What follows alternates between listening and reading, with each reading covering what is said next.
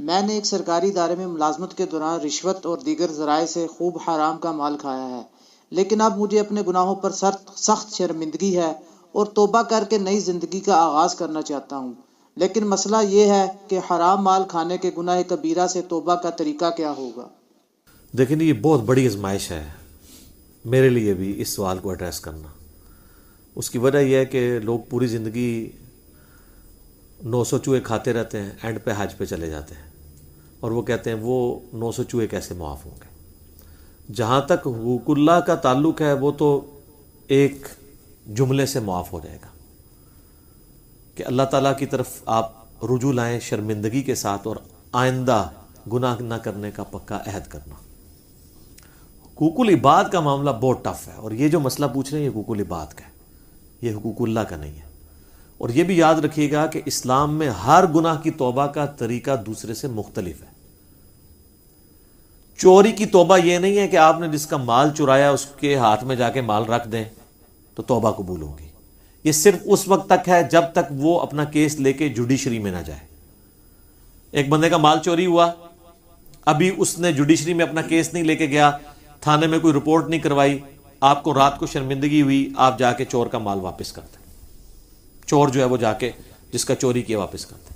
لیکن once case report ہو گیا، لوگوں کو پتہ چل گیا، عدالت تک بات پہنچ گئی، اب آپ لاکھ کہیں مجھ سے 10 گنا بھی لے لو لیکن مجھے سزا نہ ہو، نہیں، اب جو ہے اسلامی حدود لگے گی کہ آپ کا ہاتھ کاٹا جائے گا، جو سورۃ المائدہ کے اندر ہے۔ ہاتھ کٹوائے بغیر آپ کی توبہ قبول نہیں ہے۔ اس طریقے سے قتل کی توبہ کا بھی ایک طریقہ قرآن میں ہے۔ قتل کی توبہ تو آپ کو ڈبل کرنی پڑتی ہے، اس اعتبار سے کہ اللہ کی طرف توبہ کرتے وقت اس کی پلنٹی بھی دینی پڑتی ہے کہ ایک غلام آزاد کریں گے۔ غلام نہیں آزاد کر سکتے تو 60 جو ہے وہ آپ مسکینوں کو کھانا کھلائیں گے، یہ 60 مسلسل روزے رکھیں گے، یہ اللہ کا حق پورا کریں گے۔ اور مقتول کا حق یہ ہوگا کہ اگر وہ بلڈ منی ڈیمانڈ کرتا ہے یعنی دیت، تو 100 اونٹ کے برابر، یعنی آج کی آپ سمجھ لیں 2 سے 2.5 کروڑ روپیہ بنتا ہے۔ اگر آپ 1.5-2 لاکھ کا بھی ایک اونٹ لگائیں، یا بہت بھی کر لیں تو 1 لاکھ کا تو لگتا ہے 1 کروڑ تو بن ہی جائے گا۔ ابو داؤد میں حدیث ہے کہ 100 اونٹ دیت ہے، بلڈ منی دیں گے، اور وہ بھی اس صورت میں اگر وہ ایگری کرے، اور اگر وہ کہے کہ میں قتل کے بدلے میں قتل کرواؤں گا، تو پھر آپ جب تک قتل نہیں ہوتے نا قتل کے بدلے میں، آپ کی توبہ اس حوالے سے قبول نہیں ہوگی جب کیس جوڈیشری کے اندر آ جاتا ہے اور آپ پکڑے جاتے ہیں۔ تو اب یہ حرام مال والا جو مسئلہ ہے یہ بہت کریٹیکل ہے۔ اس میں اگر کوئی یعنی ایک سرکاری ادارے میں XYZ کوئی بھی ادارہ ہو سکتا ہے، اس کے اندر ملازمت اختیار کی ہوئی ہے، چاہے جائز کام کرنے کے لیے چاہے ناجائز کام کرنے کے لیے، دونوں صورتوں میں اگر وہ کسی سے رشوت لیتا ہے تو ظاہر ہے وہ حرام کا مال کھا رہا ہے، کیونکہ وہ اس پوسٹ پہ جو بیٹھا ہے اس کام کرنے کی آلریڈی وہ تنخواہ لے رہا ہے۔ اب ایکسٹرا جو پیسے لے گا وہ حرام ہوں گے۔ بخاری اور مسلم دونوں میں حدیث ہے کہ نبی علیہ السلام نے عاملین زکوٰۃ مقرر کیے ہوئے تھے جو جا کے زکوٰۃ کلیکٹ کرتے تھے لوگوں سے، بھیڑ بکریوں کی زکوٰۃ۔ اب جب لوگوں سے وہ کلیکٹ کرتے تھے تو لوگ ان کو بیت المال کے لیے زکوٰۃ کی بھیڑ بکریاں بھی دیتے تھے، ساتھ ایک آدھ بکری کسی کو گفٹ دے دی۔ اب جب وہ آ کے نبی علیہ السلام کے پاس بیت المال میں زکوٰۃ جمع کرواتے تھے تو کہتے تھے یہ تو وہ ہے جو ہم نے زکوٰۃ کلیکٹ کیا اور یہ مجھے گفٹ ملا ہے۔ تو نبی علیہ السلام فرماتے تھے کہ جاؤ اپنے ماں باپ کی گود میں جا کے بیٹھو، میں دیکھتا ہوں تمہیں وہاں پہ کون گفٹ دیتا ہے، تمہیں اس پوسٹ کی وجہ سے گفٹ ملا ہے، یہ بھی بیت المال میں آئے گا۔ یہ ایک جنرل حدیث ہے جو سب کو کور کرتی ہے کہ جس شخص کو سرکاری پوسٹ کی وجہ سے کوئی گفٹ بھی ملا ہے وہ حکومت کے خزانے میں جمع کروائے گا، کیونکہ اگر وہ اس پوسٹ پہ نہ ہوتا اس کو کوئی گفٹ نہ دیتا۔ اگر کوئی فوڈ انسپیکٹر نہ ہو تو کس نے اس کے گھر جا کے جو ہے وہ اتنے کلو مرغی اور اتنے کلو قیمہ جا کے دینا ہے؟ ہمیں تو نہیں کوئی آ کے دیتا، دیو بھی نہ میرا کو لے کے پہنچ جاؤ میرے گھر۔ ویسے میں کہہ رہا ہوں کہ اس پوسٹ کی وجہ سے دے رہے ہیں نا، یا علماء کو جو مل رہا ہے ان کی پوسٹ کی وجہ سے مل رہا ہوتا ہے نا۔ تو اس طرح کے گفٹ اگرچہ عاملین زکوٰۃ کی تنخواہ درست ہے، وہ قرآن میں سورہ توبہ کی آیت نمبر 60 میں 8 مصرف آئے ہیں زکوٰۃ کن کن کاموں میں لگ سکتی ہے۔ اس میں سے ایک مصرف یہ ہے کہ جو زکوٰۃ کو کلیکٹ کرنے والے سرکاری ملازمین ہیں ان کی تنخواہ بھی۔ اس لیے ہمارے ٹیکسز کا جو پیسہ ہے اس سے فوج کی، ایجنسیز کی اور اسی طریقے سے جو باقی حکومتی عہدیدار ہیں ان کی تنخواہیں جاتی ہیں. اب وہ اپنا کام کرنے کا ایکسٹرا پیسہ لوگوں سے لینا شروع کر دیں. جس طرح کسی زمانے میں ہمیں یاد ہے کہ شناختی کارڈ جب یہ نادرہ نہیں تھی، اللہ بھلا کرے پاکستان میں ایک ادارہ ایسا ہے جس پہ ہم فخر کر سکتے ہیں. پرسنلی انہوں نے آ کے کم از کم کسی ایک کام کو تو سٹریم لائن کیا ہے نا. آپ پاکستان میں کسی جگہ ان کی آؤٹ لیٹ کے اوپر چلے جائیں تو آرگنائز طریقہ ہے. نادرہ جب تک نہیں تھی نا، اور آپ کو اپنے تھانے کچہریوں سے شناختی کارڈ وہ ہاتھ کا لکھا ہوا، ہمارا تو پرانا وہی تھا 19 آپ سمجھ لیں آلموسٹ 98 99 کے اندر ہم نے جا کے وہ بنوایا تھا. تو اس شناختی کارڈ کو بنوانے کے لیے یا آپ کو اپنے صوبے کا ڈومیسائل نکلوانے کے لیے اپنے جائز حق کے لیے رشوت دینی پڑتی تھی. چیز آپ کی ہے، آپ پیسے دے کے نکلوائیں گے. یہ پاکستانی شہری کا حق ہے کہ اس کو شناختی کارڈ دیا جائے جس کا آلریڈی بے فارم آپ کے پاس موجود ہے کہ یہاں پہ پیدا ہوا ہے فلاں سن کو، اس کے ماں باپ یہاں کے شہری ہیں. یہ حکومت کا کام ہے کہ اس کو شناختی کارڈ دے. اس کے لیے آپ کو، اور وہ اگر نہ ہو تو آپ کو کالجز کے اندر ایڈمیشن نہیں ملتا. اب تو خیر بینک میں اکاؤنٹ بھی نہیں کھلتا اگر آپ کے پاس شناختی کارڈ نہ ہو. تو رشوت دینی پڑتی تھی. اب تو چلے فیس دے کے کام ہو جاتا ہے اپنے جائز کاموں کے لیے. تو اب جو لوگ وہاں پہ بیٹھ کے رشوت کھا رہے ہیں وہ تو بیٹھے اس لیے کہ لوگوں کے ڈومیسائل بنائیں یا اس زمانے میں شناختی کارڈ بنائیں. وہ رشوت کس چیز کی لے رہے ہیں؟ اگرچہ وہ جائز کام کے اوپر پیسے لے رہے ہیں لیکن ان کا پیسے لینا حرام ہے. یہ جو حدیث ہے نا، یہ صحیح حدیث ہے کہ رشوت دینے والا اور لینے والا دونوں جہنمی ہے. یہ اس صورت میں جب جو دونوں رضا کے ساتھ یہ کام کرے. جو مجبور بندہ ہے نا کہ جس نے اپنا حق لینا ہے اور اس کو مجبوراً رشوت دینی پڑتی ہے، پھر صرف لینے والا دوست کی ہے، رشوت دینے والا دوست کی نہیں ہوگا. اس کے گناہ کا وبال بھی وہی اٹھائے گا کیونکہ اس نے تو اپنا کام لینا ہے. اس کے پاس تو سنوائی کوئی نہیں ہے. کہاں جائے وہ؟ کس کے ساتھ جا کے وہ سر پھاڑے اور لڑے جا کے؟ تو اس طرح کے سارے کاموں میں لوگ رشوتیں لیتے ہیں. اسی طریقے سے آپ پولیس میں خدا نخواستہ آپ کو کبھی کوئی کام پڑ جائے تو آپ کو یعنی اپنے جائز ڈاکومنٹس نکلوانے کے لیے وہاں پہ رشوت دینی پڑ جاتی ہے. اللہ ماشاءاللہ لوگ اچھے لوگ بھی موجود ہیں. بلکہ آج کل یہ جو ایزی پیسہ آپ نے کسی کے اکاؤنٹ میں پیسے بھجوانے اس کے تو 1 روپیہ بھی نہیں لگتا. تو بعض جو ہے وہ داؤ لگاتے ہیں، اس میں بھی 10 روپے لے لیتے ہیں، حالانکہ وہ جس نے ویٹ ڈرا کرنے ہوتے ہیں اس نے پیسے دینے ہوتے ہیں.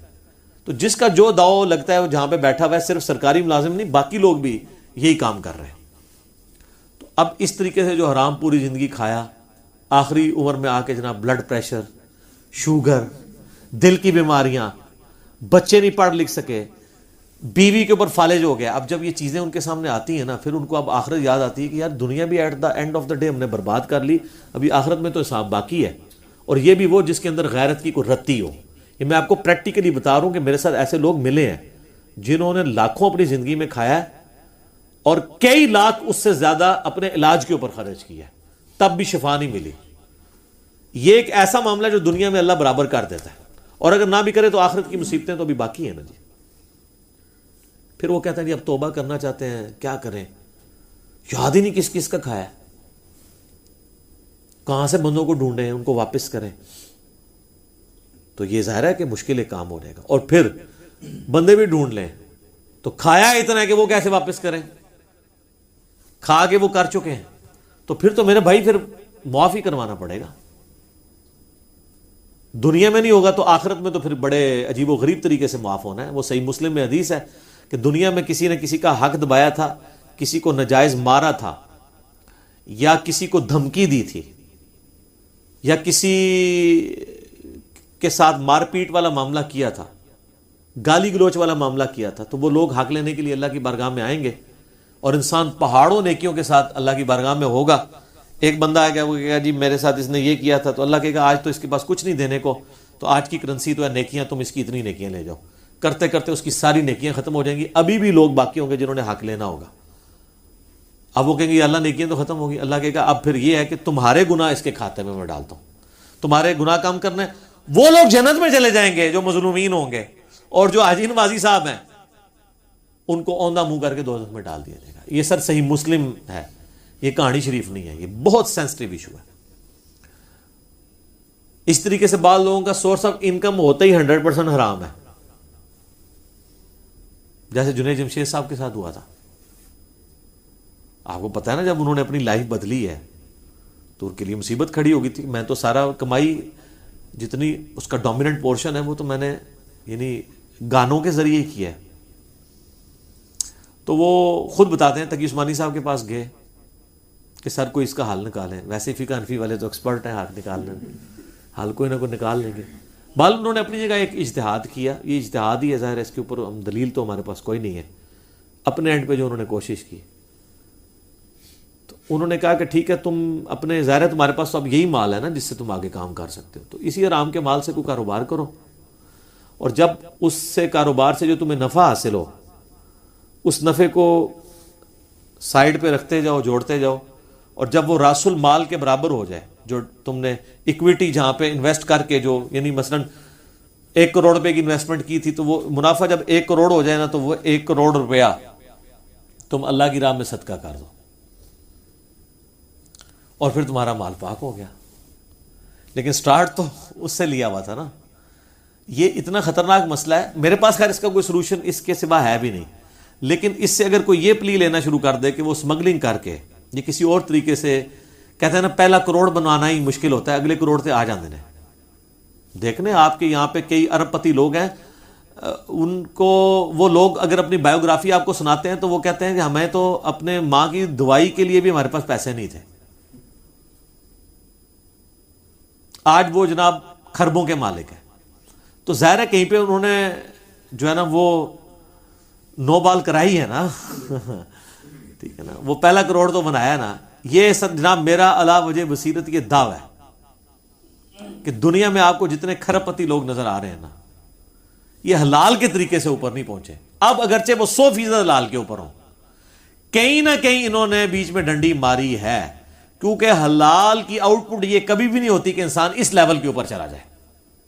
چاہے انہوں نے اپنے فائلوں کو ٹائر لگائے ہوئے ہوں, وہ اس کو غلط سمجھ نہیں رہا ہوگا, لیکن کہیں نہ کہیں اس نے اپنے معاملات کیے ہوں گے. چاہے دھونس کے اوپر کسی سے کوئی چیز ہتھیائی ہو, یا کسی دوسرے کو نیچا کرنے کے لیے اس کے خلاف پروپیگنڈا کر کے اپنی پروڈکٹ لانچ کی ہو. آپ کوئی بندہ لے آئیں اور وہ کہے کہ میں نے کچھ بھی نہیں کیا اور میں ارب پتی بن گیا ہوں, نہیں, کہیں نہ کہیں اس نے ڈنڈی ضرور ماری ہوئی ہوتی ہے. اور پھر جب آپ یہ بات کریں گے نہیں جی اللہ چاہے تو حلال میں برکت نہیں دے سکتا. جناب حلال کو دنیا سے ہونی آیا, حلال میں تو پھر یہ نہیں ہے کہ آپ جناب حلال کمائیں گے اور زکوٰۃ نہیں دیں گے. جس کے پاس 1 ارب روپیہ سر, اس کی زکوٰۃ جو ہے نا وہ 2.5 کروڑ روپیہ بنتی ہے سال کی. جی 1 لاکھ پہ 2.5 روپیہ دیتے ہوئے تو دل باہر نہیں آتا, لیکن 1 ارب والے کے لیے 2.5 کروڑ نکالتے ہوئے دل باہر آ جاتا ہے, ایسے تک پہنچ جاتا ہے, کیونکہ وہ بہت بڑی رقم ہے.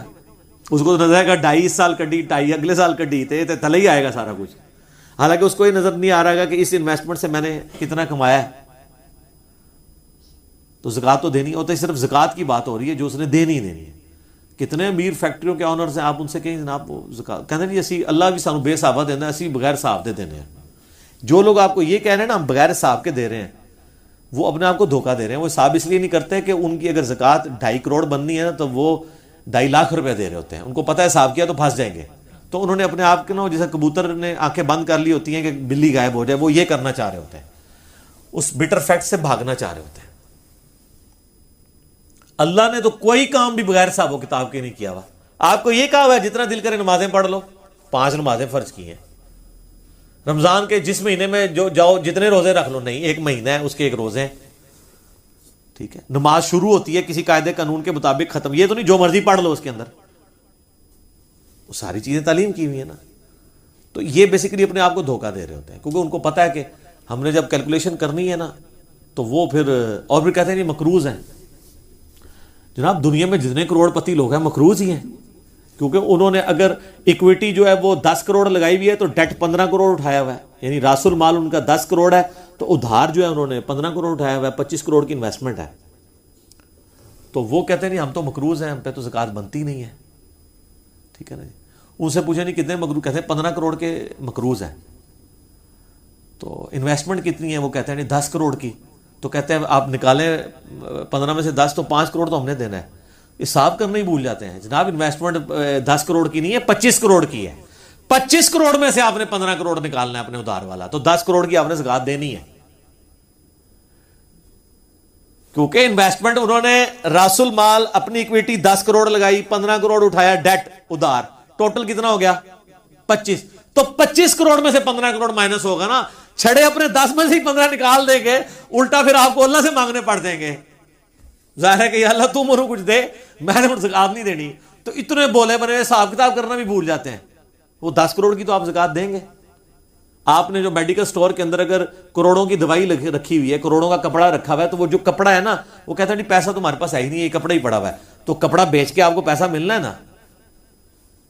कई औरतें वो कहती है नहीं हमारे पास सोना है, हमारी तो कमाई कोई नहीं है, तो सर सोना तोड़वा के उसमें से ज़कात देनी है ना आपने, 7.5 तोले से ज़्यादा नहीं जोड़ना ना, जोड़ना है तो उसके ऊपर आपने अल्लाह ताला ने जो ऑफिशियल आपके ऊपर रखा हुआ है ज़कात वाला मामला, वो आपने करना है। तो इस तरीके से जो हराम माल वाला मसला है ना जी, बंदे ढूंढे, उनको पैसे दें, नहीं तो गोटे गिटे पकड़ के उनको माफ़ करवाओ। अब उनकी मर्जी है, माफ़ करें। अब पैसे हैं, बंदे ढूंढना नामुमकिन है, ज़ाहिर है मुख्तलिफ पोस्टों पर है। तो आखिरी हाल ये है कि आप वो रकम कैलकुलेट करें, उतनी रकम आप अल्लाह की राह में खैरात करें, इस नीयत के साथ कि इस खैरात का सवाब उन लोगों को पहुंचे कि जिनका मैंने माल हत्या है।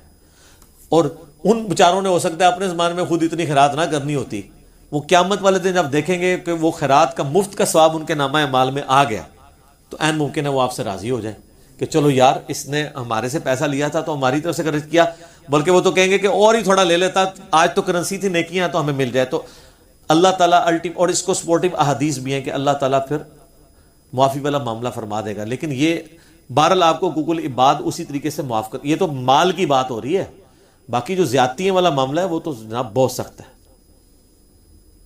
सूरह निसा में है जो लोग यतीमों का माल ना हक खा रहे हैं वो अपने पेट में दोज़ख की आग भर रहे हैं, वो तो जनाब आपको माफ़ करवानी पड़ेगी। अदरवाइज फिर ये अगर ना कोई मिले तो फिर इस तरीके से एक आखिरी हाल है। आपको कहता नहीं मेरे पास माल भी नहीं है, फिर जनाब आप रो पीट के पूरी ज़िंदगी गुजारें कि अल्लाह ताला आप पे रहम खाए कि क़यामत वाले दिन आपके जो जिनके ऊपर आपने जुल्म ढाया है उन लोगों को अल्लाह ताला खुद से अपनी तरफ से कुछ दे के राज़ी कर दे तो कर दे। वो तो रोना पीटना अब आप अल्लाह के सामने ही करें, हमारे पास तो उसका कोई सोल्यूशन नहीं है। ये सोल्यूशन था कि आप अल्लाह की राह में खर्च करें। लेकिन इसमें हम मेरे पिछले दिनों एक क्लिप भी आ चुका है, 40 साल पुराना कर्जा, गोल्ड की डिवैल्यू को भी आप काउंट करेंगे, ज़ाहिर तो आप तो आज की डेट में वो कर्जा उतार रहे हैं ना। ये तो नहीं है कि आपने रिश्वत खाई थी आज से 40 साल पहले 1000 रुपये तो आज 1000 रुपये आप उतारेंगे, नहीं, वो आपको गोल्ड के एतबार से कैलकुलेट करना पड़ेगा। क्योंकि अगर बार्टर सिस्टम होता तो फिर क्या होना था कि अगर आपने साल पहले किसी की 40 किलो गंदुम हथियाई थी तो आज 40 किलो ही देनी थी ना। ये तो नहीं होना था कि आज 1 किलो देनी थी, आज उतने रुपए में जो है वो 1 किलो गंदुम आएगी जो आज से 40 साल पहले 40 किलो आती थी। तो अगर 40 किलो गंदुम हथियाई भी थी तो आज 40 किलो ही देंगे ना। बार्टर सिस्टम के अंदर अशिया के बदले अशिया, इस तरीके से मनी जो कि डिवैल्यू होती है तो वो आपको गोल्ड के फॉर्म में कैलकुलेट करना होगा कि उस वक्त, और लोगों को पता होता है, आप जितने भी लोग हैं उनसे ज़रा पूछें कि जनाब हम जब छोटे से थे उस वक्त जो है वो तनख्वाह इतनी थी तो साइकिल जो है वो 250 रुपये की आती थी और ये इतना होता था, ये उतना होता था। जब ये 1 रुपये का नान होता था तो होंडा जो 70 है वो 10,000 रुपये का मिलता था। तो रेशो प्रोपोर्शन निकालना मुश्किल नहीं है। और आजकल तो गूगल हाफिज़हुल्लाह में आप लिखें और वो आपको बता देगा, आप 50 साल पुराना भी रेट निकालें ना गोल्ड का, वो आपको इस तरह बताएगा। आप लिखें डॉलर और रुपए की जो कदर का फर्क है 1947 से अभी तक का आपको दे देगा कि उस वक्त जनाब डॉलर इतने का था, 4 रुपए का डॉलर था, जो आज डॉलर 163 रुपए का हो चुका है। 1960 में किसी के पैसे खाएं तो डॉलर के साथ रेशो, और डॉलर तक आप पहुंच गए तो आप गोल्ड तक पहुंच गए। वो आप मेरा क्लिप देख लें, ये पूरी बैंकिंग की साजिश जो हुई है, डॉलर उन्होंने लॉन्च कर दिया, गोल्ड आपका हथियार के अपने पास रखा हुआ है उन्होंने, ताकि जिस वक्त चाहें आपकी घींची मरोड़ दें। दुनिया की इकॉनमी उनके पास है। तो इस तरह के गुनाहों से फिर तौबा का तरीका यही होगा, और तो कोई आपके पास हाल नहीं है। बहरहाल अल्लाह का शुक्र है किसी को मौत से पहले ये ख्याल आ जाए कि उसने तौबा भी करनी है, ये भी अल्लाह की रहमत ही है, वरना पूरी ज़िंदगी किसी को ख्याल ही नहीं आता कि उसने तौबा करनी भी है। और इसी तरीके से आखिरत की ज़िंदगी में इंसान पहुंच जाता है। देखें जुनैद जमशेद साहब ने जब ये अपनी लाइफ छोड़ी थी तो उनके साथ और लोग भी तो थे ना। اور آج کی ڈیٹ میں تو ہم کہہ سکتے ہیں کہ جنید جمشید صاحب فوت بھی ہو چکے ہیں. انہوں نے دیکھ بھی لیا ہے کہ ایک وہ بندہ جس کے پاس سب کچھ ٹھیک تھا, دین کا کام بھی کر رہا تھا, اسے فوت نہیں ہونا چاہیے تھا, لیکن اللہ کے فیصلے تو اپنے. فوت ہو گیا نا. فوت ہونے کے بعد بھی کتنے لوگوں نے عبرت پکڑی ہے, اکا دکا نے پکڑی ہے. ابرار الحق نے بعد میں داڑھی رکھ لی ہے, کافی غمگین ہوا, اور کچھ لوگ ہیں, لیکن میجارٹی لوگ تو اسی طریقے سے ہی چل رہے ہیں ویسے ہی. ایئر کریش کا سننے کے بعد ایٹ لیسٹ جو ایئر کریش میں 2-4 بندے بچ جاتے ہیں وہی توبہ کر لیں. یہ جن کے مر گئے تھے وہ مرنے کے بعد توبہ کر لیں. ان کے پچھلے جو ہیں کہ یار یہ تو اسی طریقے سے تھا, توبہ کیا کر رہے ہیں. وہ 5 کروڑ روپیہ نکلا ہے, یہ جو فلائٹ گری تھی رمضان کے اندر, کتنے دعوے دار مسلمان پیدا ہو گئے. اندازہ کریں اتنا بڑا حادثہ کسی نے دیکھا ہوا ہے اور 4-5 دعوے دار پیدا ہو گئے کہ ہمارے پیسے ہیں. اس کا مطلب ہے کوئی فرق. تو لہٰذا میں نے جو جملہ بولا تھا نا کہ ایئر کریش میں جو لوگ جاتے ہیں وہ وہاں مرے ہوئے لوگوں کو پانی پلانے نہیں جاتے ہیں, ان کو بھی پتہ ہے کہ وہاں پہ ہڈیاں بھی نہیں ملنی ہیں, وہ جا کے ان کے زیورات اور پیسے لوٹنے کے لیے جاتے ہیں. جی ہاں, اسلامی بھائی,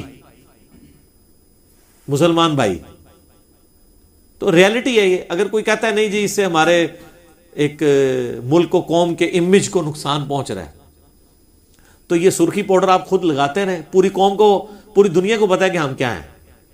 باقی جی اللہ تعالیٰ ہمیں حرام مال سے بچائے, حلال کے اوپر قناعت نصیب کرے, اس کی برکتیں عطا فرمائے. اور اگر کسی نے اپنی زندگی میں ایسا کیا ہے تو وہ اب رجوع اللہ لے کے آئے, اور جن لوگوں کا حق غصب کیا ہے ان سے معافی کروائے اور ان کو مال دے. خالی کھلی معافی کروانے سے نہیں ہے, مال دے. اس طرح لوگ پوچھ رہے ہوتے ہیں کہ جی ہمارے والد صاحب ہماری بہنوں کو جداد میں نہیں دے کے گئے ہیں تو ہم دیں. بالکل دیں آپ, تاکہ آپ کے باپ کو دوزخ کی آگ سے بچا لیا جائے. یہ نہ کہیں کہ وہ تو اپنے اعمال خود بھگتیں گے, تو یہ مال جو آپ لے کے تو اس کے اوپر عیاشی کر رہے ہیں, اس باپ کے مال پہ آپ عیاشی کرنے کے لیے تو تیار ہیں, اس باپ کو دوزخ کی آگ سے بچانے کے لیے تیار نہیں ہے. اس مال کے ذریعے جو آپ نے نہیں تھا کمایا, آپ کو وراثت میں ملے اپنے باپ کی وجہ سے, اس باپ کو چند پیسے اس میں سے دے کے اس کو آگ سے بچانے کے لیے تیار نہیں ہے. یا آپ نے تو نہیں مال کمایا, اس مال میں سے اپنی بہنوں کو دینے کے لیے تیار نہیں ہے. سوچنے کی ضرورت ہے. ٹھیک ہو گیا جی. اللہ تعالیٰ سے دعا ہے جو حق بات میں نے کہی اللہ تعالیٰ ہمارے دلوں میں راسخ فرمائے. اگر جس بات میں میرے منہ سے کوئی غلط بات نکل گئی تو اللہ تعالیٰ ہمارے دلوں سے معاف کر دے, ہمیں معاف بھی فرما دے. ہمیں کتاب و سنت کی تعلیمات پر عمل کر کے دوسرے بھائیوں تک پہنچانے کی توفیق عطا فرمائے. سبحانک اللہم و بحمدک, اشہد ان لا الہ الا انت, استغفرک و اتوب الیک, وما علینا الا البلاغ المبین. جزاکم اللہ خیرا.